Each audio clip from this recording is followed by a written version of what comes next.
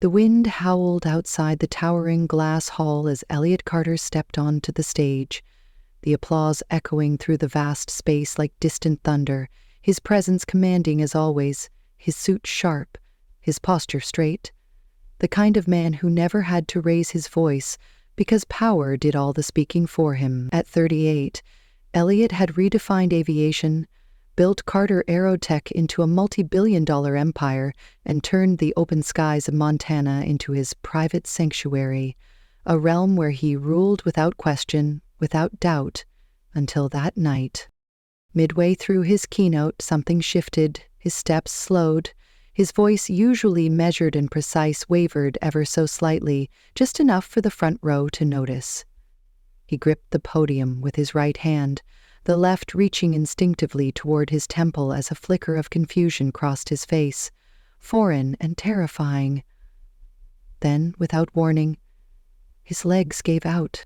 The man who had built cities in the sky collapsed to the stage floor, a sharp gasp rising from the crowd, followed by screams, cell phones lifted, flashing lights, panic spreading like a spark across dry grass. Within hours, the headlines swarmed. Billionaire collapses mid-speech. Theories bloomed on social media. Whispers of exhaustion, stress, secret feuds. But the truth was far more brutal.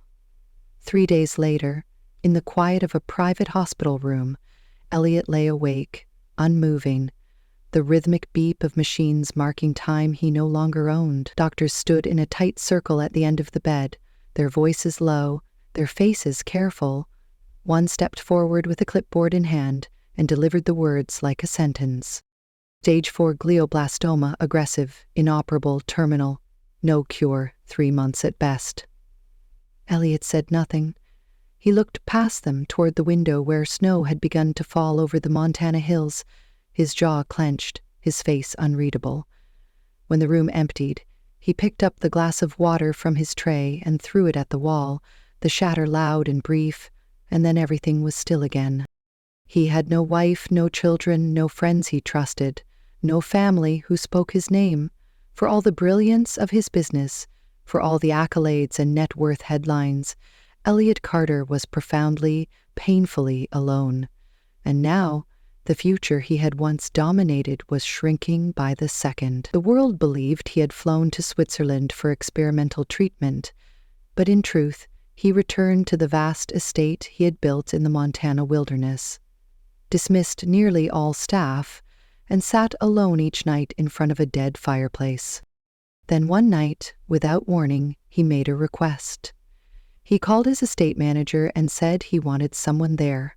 Not a nurse, not a therapist, but someone real, someone untouched, a woman who hadn't been broken yet.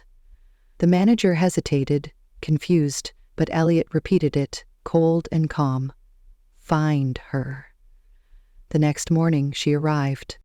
Anna, 21, from Idaho, no family, no scandal, a soft-spoken girl hired through an agency with little more than a reference letter and a quiet presence. She was everything Elliot had asked for, innocent without being naive, invisible without being insignificant, and from the moment he saw her step into the house, he knew she was the one. But he hadn't brought her here for what people would think. He hadn't brought her here for sex or fantasy. He had brought her for something far more fragile. Elliot Carter, a man with billions, wanted one thing before he died. One night not to be worshipped or feared, but to be seen. To be human, to feel something real before everything he was disappeared forever. And that night, the night he asked her for something no man should ask a stranger, was the beginning of something neither of them could have foreseen.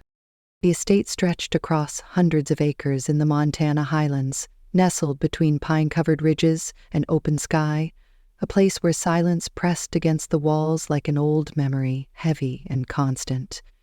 Elliot had bought the land 10 years earlier, long before his diagnosis, long before his empire had reached its final peak, and built a house not for living, but for escaping. The main structure was modern, glass and steel and stone, with wide terraces and floor-to-ceiling windows that looked out onto valleys no one else ever walked.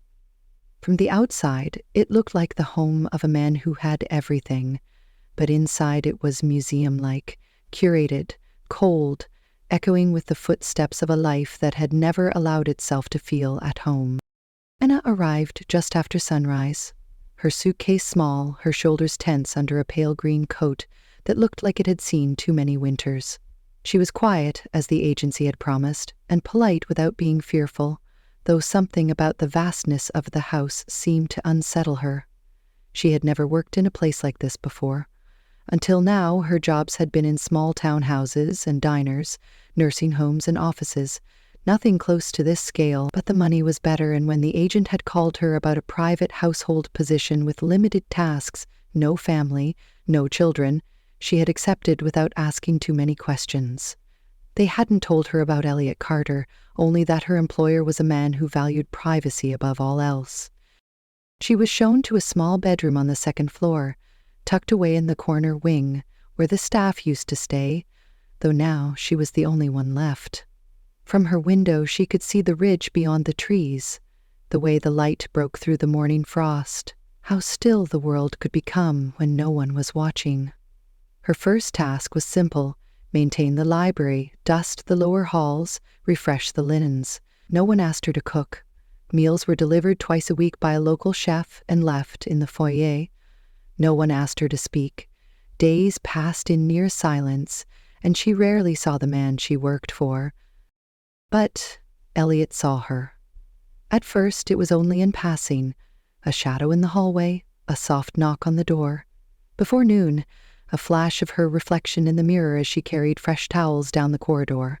He watched her not with desire but with a kind of careful distance, as if he was trying to remember something long forgotten. She moved without sound, always alert, always precise, and never once did she ask questions, not about the house, not about the schedule, not about the strange energy that seemed to hang in the air. Anna was used to quiet. She had grown up in foster care, shuffled between homes, always temporary, always someone else's responsibility. She had learned early that silence was safer than attention, that staying invisible often meant staying safe. But here, in this enormous house built by a dying man, her silence felt different. It wasn't protection anymore, it was the absence of connection. On the 7th day, Elliot spoke to her for the first time. He found her in the solarium, where she was watering the plants no one seemed to care about. The light caught the curve of her face as she turned, surprised to hear his voice. He didn't say much, just asked her name, how long she had been working, where she was from. She answered simply, honestly, and with no attempt to impress. There was something refreshing about the way she didn't try to fill the silence. After that, he started watching her more closely. The way she folded towels with exact corners, the way she hummed under her breath when she thought no one could hear, the way her eyes stayed steady even when the world around her felt uncertain. Elliot had known many women in his life, models, lawyers, investors, journalists, all polished, all sharp. But none of them had ever made him wonder what it meant to be seen without being wanted. He began asking her to stay longer after her daily work, to sit by the fire and read, to help sort old papers, to organize things that had no urgency. At first, she hesitated, not because she felt unsafe, but because she didn't understand why.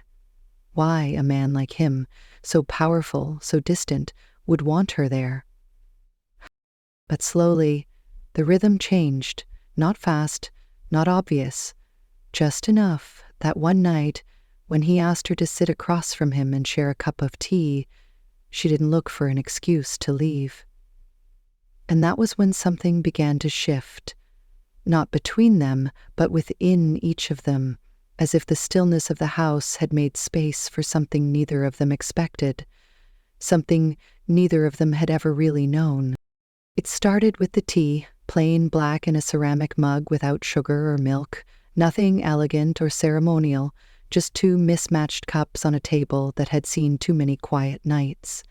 Elliot watched her hands as she held the mug, noticed how she kept her fingers tucked close to the porcelain, like she was afraid to drop something that didn't belong to her. He didn't speak right away, and she didn't try to fill the silence, instead letting the moments stretch, not uncomfortably, but with a kind of unspoken permission. When he finally spoke, his voice was lower than she remembered, not weak, but weary, and he asked her if she believed in second chances. She hesitated before answering, not because she didn't have thoughts, but because she wasn't sure he truly wanted to hear them.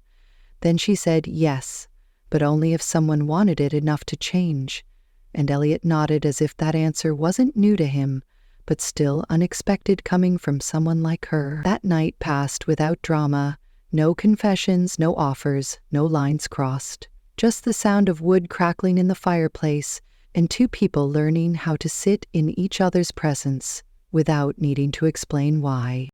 After that, the rhythm of the house shifted in subtle ways. Elliot started leaving his study door open. He asked Anna to bring him coffee instead of taking it himself.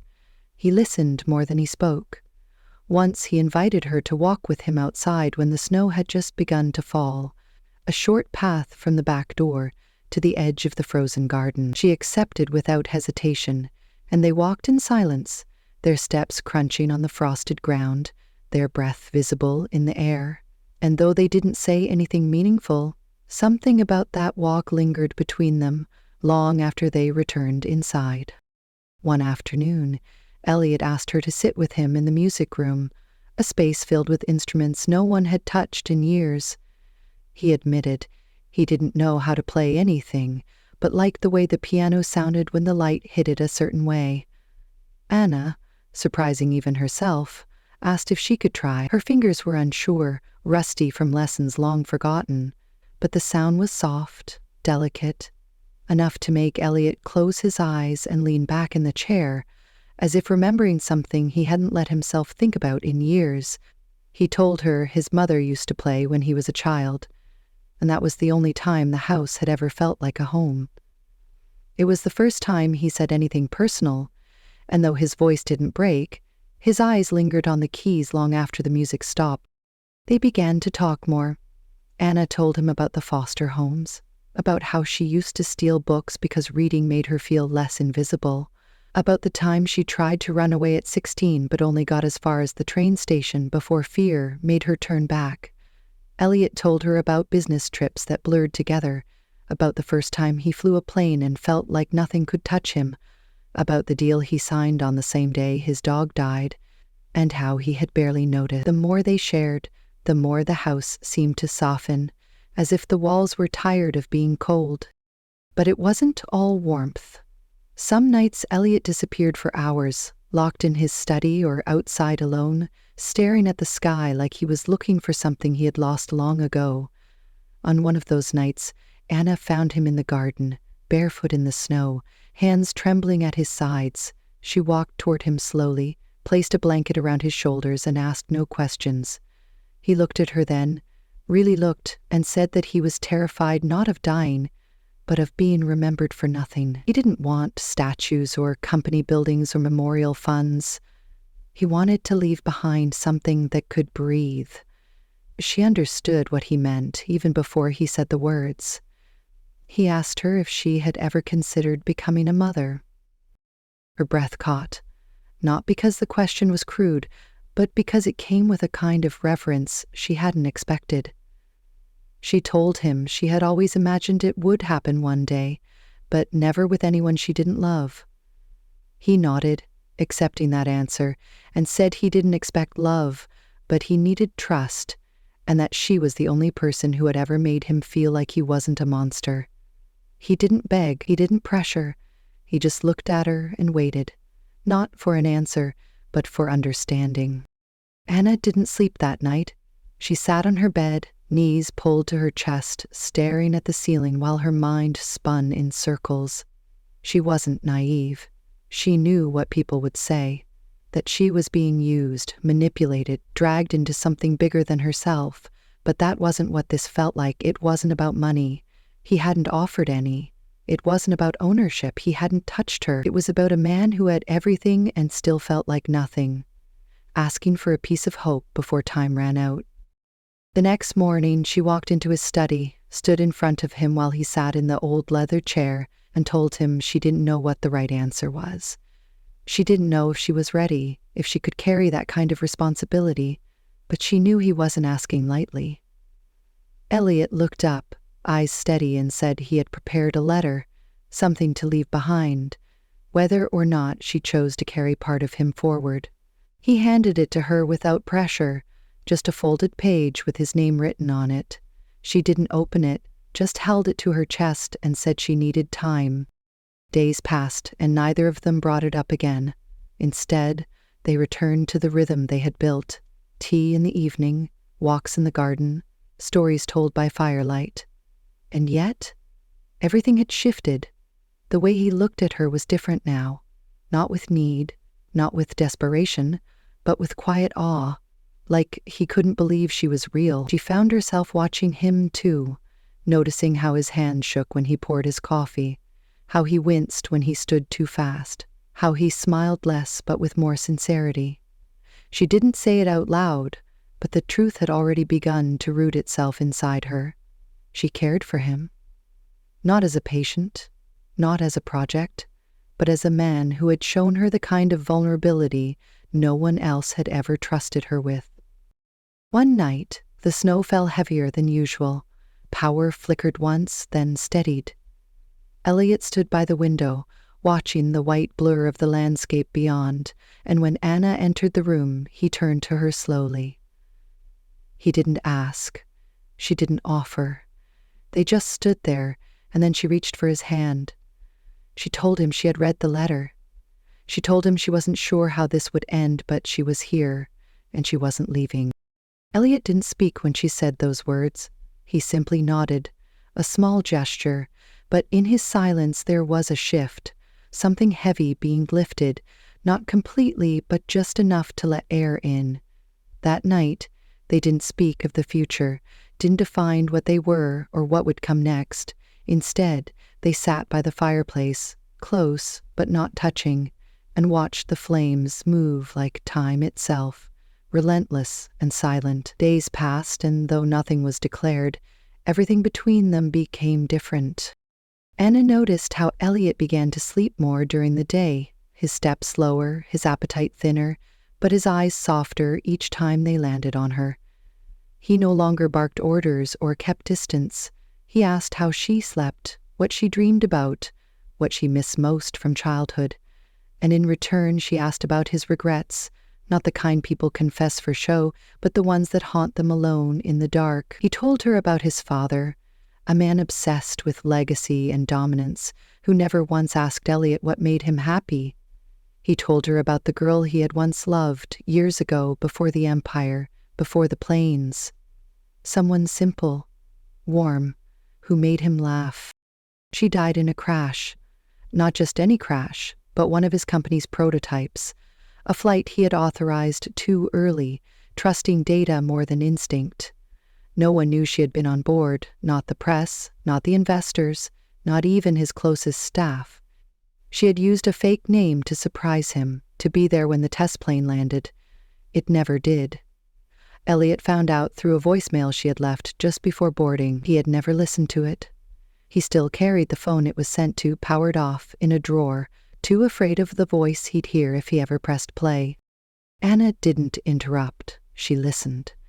She asked only once if he regretted building everything he had, and he answered without hesitation. No. But he regretted doing it alone. That was the difference. That was the thing no one told you about power. It made you untouchable, and then made sure no one ever tried to touch you again. He didn't cry while he told her this. Elliot Carter didn't cry. But when he looked at her, something in his gaze asked for permission to be forgiven. She gave it with a nod. In early January, he collapsed again. This time it was in the hallway near the garden doors. Anna found him on the floor, struggling to sit up, his breath shallow, his skin pale. She called the estate manager, who called the doctor, and within an hour Elliot was back in the hospital he had once vowed never to return to. She stayed by his side for 4 days, sleeping in a chair beside his bed, refusing to let the nurses take over completely. When he woke on the 5th morning, he reached for her hand and whispered, barely audible, that he thought she would be gone. She leaned closer and said quietly that she didn't know where else to be. Back at the estate, alone in her room, Anna stared at the calendar. Her body felt different, her mornings slower, her appetite strange. A deep knowing bloomed inside her and refused to be silenced. She drove to the nearest town, bought a pregnancy test from a small pharmacy, and returned without telling anyone. She waited. 2 lines appeared. Clear. Immediate. She sat on the bathroom floor for almost an hour, unmoving, hand pressed gently to her stomach, her mind both terrified and steady. It wasn't just a possibility anymore. It was real. She was carrying his child. She told no one. Not at first. Not even him. She needed time to understand how she felt. There was fear, yes, but beneath it, something else. Purpose. Not just for her, but for him. She thought about how he had once said he wanted to leave something alive, something breathing. This child, unexpected and quiet in its arrival, was that. It wasn't a solution. It wasn't a promise of a future, but it was something that would remain. At the hospital, Elliot's condition had stabilized, but he was weaker. His voice slower. The doctors used words like stages, comfort, transition. No one said death aloud, but it hung in the air like the last note of a song no one wanted to end. One afternoon, as Anna sat beside him, he motioned toward the drawer near the bed. Inside was a sealed envelope and a small wooden box. He asked her to open it, only when he was gone. She told him no, not yet, not like this, but he insisted. She opened the envelope first. It was a handwritten letter, shaky but legible, naming Anna as the guardian of his final private trust. It did not list assets or wealth. It listed a garden, a house, and a child unnamed. Her breath caught as she read the final line. If this letter finds her carrying our child, may this trust protect them both. If not, let it be the last thing I give her with meaning. She didn't tell him she was pregnant that day. Instead, she leaned forward, kissed his forehead, and whispered that he had already given her more than he knew. That night, he slipped into unconsciousness again. The machines continued to beep, nurses continued to check, but he didn't wake. Anna stayed beside him for 2 more days, reading to him from the books they had shared, telling stories about the garden, about the time he spilled coffee on his own shoes and pretended it was intense. On the 3rd morning, he was gone. No final words, no dramatic gasp, just the quiet absence of breath and the slow fading of the screen beside the bed. His funeral was small. Only the estate staff, a few corporate figures, and legal representatives. No family, no press. Anna stood at the back, her coat pulled tightly around her, one hand resting over the small swell of her stomach. Invisible to others, but not to her. No one asked who she was, no one looked twice. She didn't need them to, because inside her, something remained. Something he had wanted. Something she was now the guardian of. Back at the house, she opened the wooden box. Inside was a key, a small photo of them in the garden, taken without her knowing, and a necklace, simple, gold, with a pendant in the shape of a leaf. She ran her fingers over it, then slipped it around her neck. On the back of the pendant were 3 words etched in small script. For what's real. She whispered the words aloud and smiled for the first time in days. Because even in loss, even in the silence he left behind, she carried a truth that no one could erase. He had not died afraid. He had not died empty. He had died with someone beside him who saw the man he was and chose to stay. And now she would carry that story forward, not in words, but in the life quietly growing inside her. The days that followed were a blur of silence and motion. The house was too large for one person, but Anna stayed, not because she had nowhere else to go, but because something about the space still held pieces of him. She moved through the rooms gently, speaking softly to herself, to the baby, to the air, as if afraid her voice might disturb the quiet he left behind. Each morning, she woke to the sound of snow melting off the roof. Each night, she closed her eyes with one hand resting protectively on the small curve of her belly. The estate manager gave her space, though he visited weekly with papers to sign, deliveries to approve, and updates from the legal team. Elliot had kept his affairs in better order than most assumed. The trust he left her had been properly documented, filed quietly through a private legal firm he had worked with for years, and now it included not only the estate, but a modest fund set aside for the upbringing of any child she might carry. Still, things were not simple. The Carter board had been notified of his death. They had also been informed, through anonymous tips no doubt, that a young woman had remained in the house and that she might be carrying something far more valuable than grief. At first it was subtle, phone calls from numbers she didn't recognize, letters requesting meetings, legal phrasing masked as polite concern. She ignored them. She continued living quietly, going about her routines, focusing on staying healthy, on reading to the baby aloud, even though it couldn't yet hear. She spent afternoons in the garden Elliot once asked her to walk through with him, tending to the plants he never had time to understand. She remembered his voice in that space. Remembered how he once said the garden was the only place on the estate that felt alive. Now it felt like him. By the time she entered her third trimester, the attention could no longer be ignored. A representative from Carter Aerotech arrived unannounced, impeccably dressed and expressionless, requesting a conversation. He spoke in controlled tones, stating that Elliot's will, though legally binding, had left too many unanswered questions. He asked about paternity, he asked for documents, he asked for things she had not yet chosen to share. Anna responded with calm clarity. The trust was in place. The pregnancy was hers, and no, she had no intention of giving interviews or participating in board requests. She was not here to serve a narrative. She was simply trying to live. The man left without argument, but 2 days later she received a summons. A cousin of Elliot's, previously uninvolved, had filed a motion to contest the trust. The reasoning was familiar: inheritance, legacy, protecting the family name. He claimed that unless paternity was confirmed post-birth through official documentation, the trust should be frozen. The goal was clear: delay, pressure, force her to yield. She did not. Instead, she contacted the legal firm Elliot had trusted, the same one that had helped prepare the trust and documented every signature, every instruction. A woman named Harper Lang took her case. Calm, intelligent, and unshakable, Harper reviewed every document, every voicemail, every handwritten note Elliot had left. Then she met with Anna in the sunroom and asked her only one question: "Do you want to fight this, or do you want to walk away quietly?" Anna didn't hesitate. She said she wanted her child to have the truth. She said she didn't need the money, but she wouldn't let the world erase the man who had whispered that she had saved him.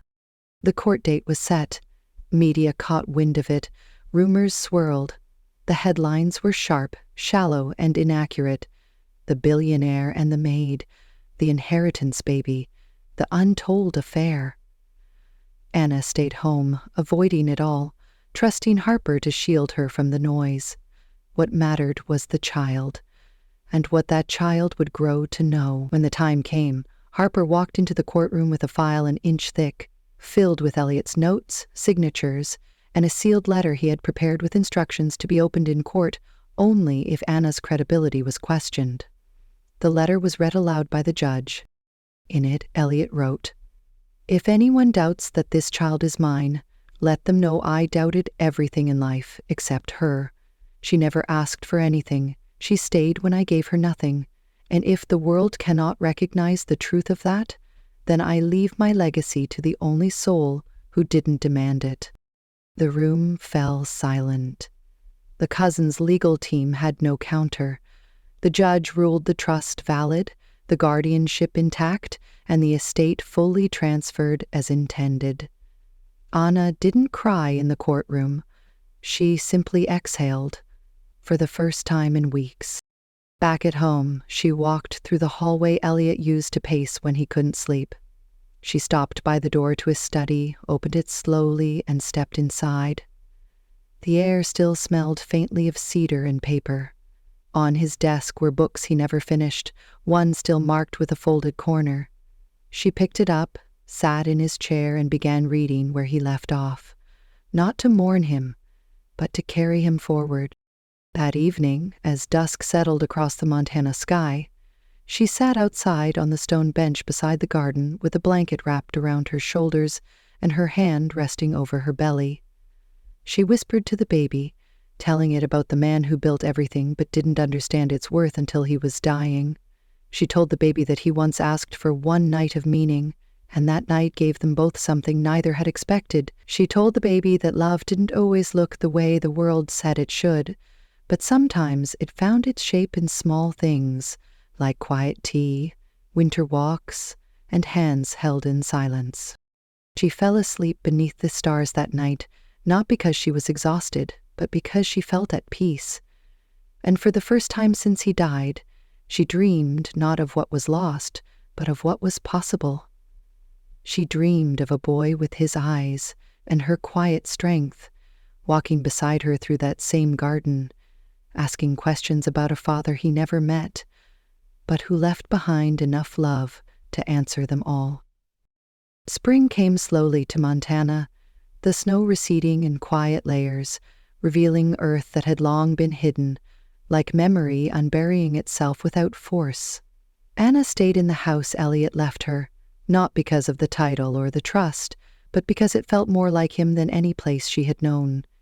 As her due date approached, she kept the same routines, walking through the garden each morning, preparing tea in the afternoon, reading from his old books in the evening. She spoke to the child often, sometimes aloud, sometimes in thought, always with the quiet certainty that she was no longer alone.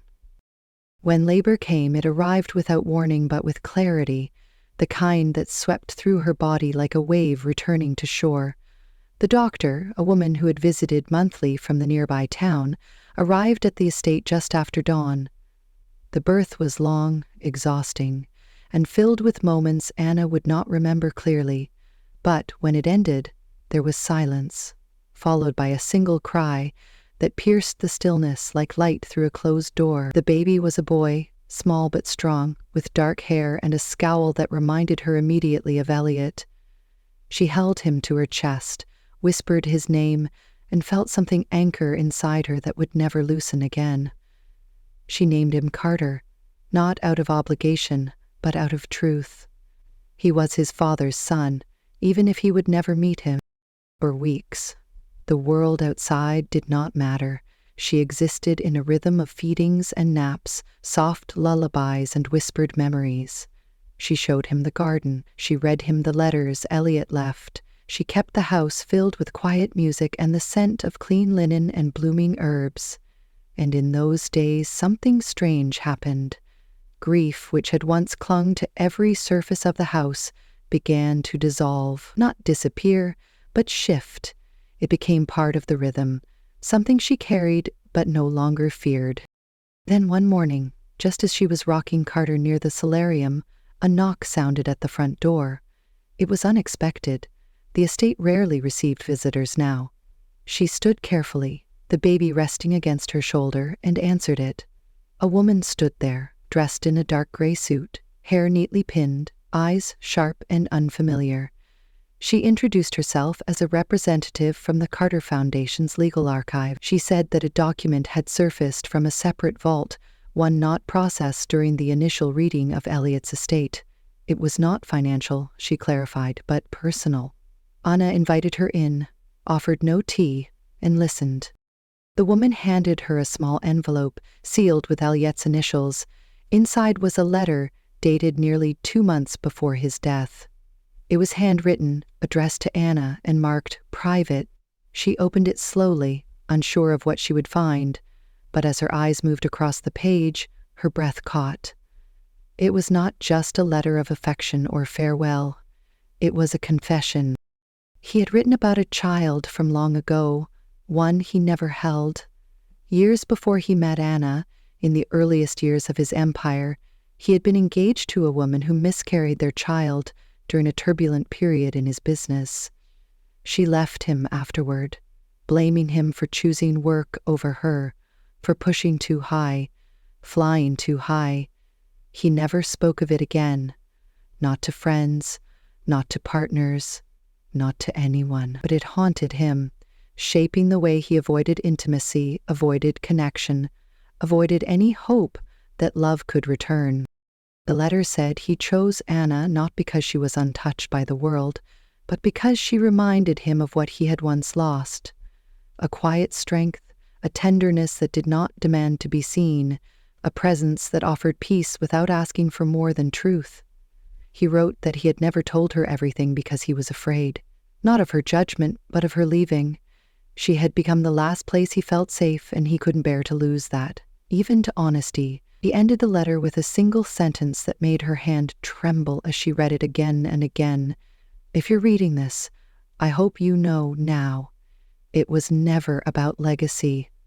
It was about finding something worth holding before it was too late. Anna pressed the letter to her chest and closed her eyes. There was no betrayal in what she had read, only clarity. His silence had not been cruelty, it had been fear. And now, in his absence, he had offered her the very thing he could not say in person, a full picture of the man she had chosen to love.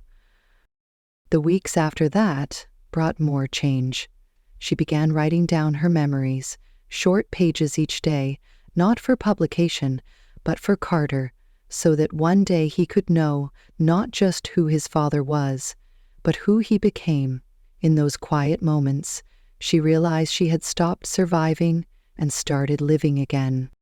One evening, as the sun dipped low and the trees cast long shadows across the fields, Anna received another visitor. This time, it was someone she had heard of but never met, a man named Jonathan Hale, Elliot's oldest friend and former business partner. He had once been vice president of Carter Aerotech before stepping away quietly, years before Elliot's final months. He arrived with no entourage, no agenda, just a tired smile and a gentle tone. They spoke for hours on the back porch. He told her stories of Elliot as a young man, brilliant, stubborn, impossible. He spoke of their friendship, the rise of the company, the fractures that came when Elliot began shutting people out. But he also told her something she had not known, that in his final months, Elliot had reached out. He had called Jonathan late one night and asked only one question. "Do you think I've done anything that matters?" Donovan told him yes, that he had created more than a company. He had changed people. And then Elliot had cried, not loudly, just a single sound quickly muffled, and for the first time in their friendship, Jonathan had heard the man beneath the armor. As the stars appeared, Jonathan stood and looked at Anna. He said she had given Elliot more peace than any man like him deserved, and that if she ever needed anything at all, to call. She thanked him, not with words, but with the kind of smile that only comes after loss has become something else. That night, Anna watched Carter sleep, his tiny chest rising and falling in steady rhythm, and she whispered a promise to him, that he would never grow up wondering who he was or what he came from, that he would know his father's name not through headlines, but through the hands of the woman who had loved him completely, even in silence. The story between her and Elliot was not perfect, it was not neat, but it was true. And sometimes truth was the rarest form of love. Summer arrived with quiet grace, the air turning warmer and the days stretching longer, as if the world itself was slowing down to make room for something new. Anna moved through the house with a different rhythm now, no longer out of habit or obligation, but with the quiet confidence of someone who had chosen to stay, someone who had turned a place of grief into a home. Carter had begun to smile, a wide-open expression that softened every part of her. He was growing quickly, reaching for the light through the windows, clinging to her shirt when she held him, staring at her with eyes so deeply familiar that sometimes she had to turn away just to catch her breath. She spent mornings in the garden, the same one Elliot once walked through in silence, now filled with the sound of soft laughter and rustling leaves. She planted wildflowers beside the bench where they had shared their last conversation, watched the sun fall across the gravel path they had once walked in snow, and whispered to Carter the stories that would one day become his inheritance, not of wealth, but of a man who had wanted one more moment of truth and had found it in her. Inside the house, she framed the photograph Elliot had kept in the small wooden box. It now sat above the fireplace, not as a shrine, but as a quiet reminder. He was not a perfect man. He had made mistakes, carried regrets, built walls, and lived too long behind them. But in his final months, he had chosen something braver than empire. He had chosen to be vulnerable, to be real. And in that choice, he had given her something more valuable than a name or a legacy. He had given her the space to grow into the kind of love that doesn't vanish when the person is gone. One evening, as the sky turned the color of faded peach and the trees outside swayed in the warm breeze, Anna stood by the nursery door and watched Carter sleep. She thought of how Elliot used to describe fear, not as something loud or violent, but as the quiet weight of being forgotten. And she knew now with complete certainty that he would not be, because every breath their son took was an echo, every smile was a continuation, every choice she made now was part of a story that hadn't ended but had simply changed shape. She walked to the small desk where she kept the letter Elliot had written, unfolded it carefully and read it again, not for answers, but for connection. Then she folded it back and placed it beside her own journal, a collection of pages she had begun during her pregnancy, filled with notes to their son, with memories too fragile to speak aloud. One day, when he was old enough, she would give it to him. One day, he would understand not just how he came to be, but why. She stepped outside into the quiet, the stars just beginning to emerge, the air soft with the scent of lavender and sun-warmed earth. And as she looked up, her hand resting gently on her heart, she whispered words not to the night, but to him wherever he might be. You are remembered. You are loved. You are not just a man who built a company. You are the man who taught me how to live.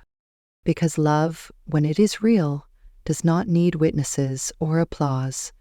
It needs only to be carried forward, gently, honestly, in the hearts of those brave enough to choose it. And she had.